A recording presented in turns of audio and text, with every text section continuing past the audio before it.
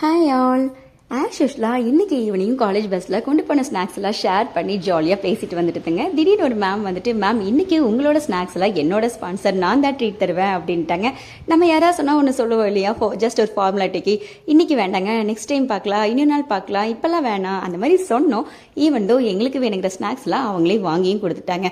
அதையும் நாங்கள் கூச்சப்படாமல் வாங்கி எல்லாரும் ஷேர் பண்ணி சாப்பிட்டோங்க.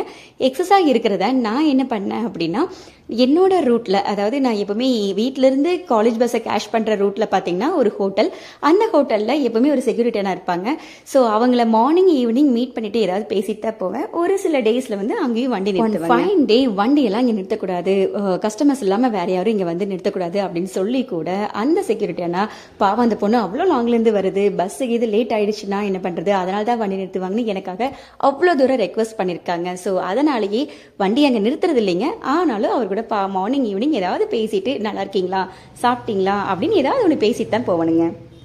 இப்போ எதுக்கு அவரை இன்ட்ரோ கொடுக்குறேன் அப்படின்னா, சுகன்யா அப்படிங்கிற மேம் வந்து எங்களுக்கு வாங்கி கொடுத்த ஸ்நாக்ஸ் எக்ஸஸாக இருக்க அதை எடுத்துகிட்டு போய் நான் இவர் கையில் கொடுக்க, அவர் அதை வாங்கிட்டு ரொம்ப தேங்க்யூ மேடம் அப்படின்னு சொன்னது மட்டும் இல்லாமல், இன்னைக்கு எனக்கு பர்த்டேங்க, அந்த டைமில் நீங்கள் இதை கொடுத்துருக்கீங்க, எனக்கு ரொம்ப சந்தோஷமா இருக்குன்னு சொன்னாங்க. நம்ம கொடுத்தது சின்ன ஸ்நாக்ஸ் தாங்க, ஆனாலும் அதை வாங்கிட்டு அவர் முகத்தில் தெரிஞ்ச அவ்வளோ சந்தோஷமே.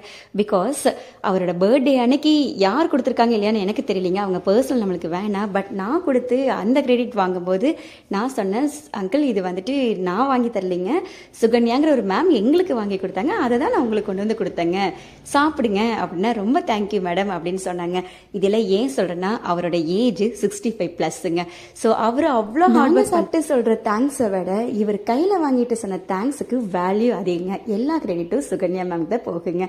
இவங்க மட்டும் இல்லை, இதுக்கு முன்னாடி எங்கள் பஸ்ஸில் வர 2 ஜான் பவான்கள் இதே மாதிரி ட்ரீட் கொடுத்துருக்காங்க. அதை பற்றி நெக்ஸ்ட் வீடியோவில் சொல்கிறேங்க. தேங்க்யூ. எண்ணம் போல் வாழ்க்கை, எண்ணம் போல் தான் வாழ்க்கை. தேங்க்யூ.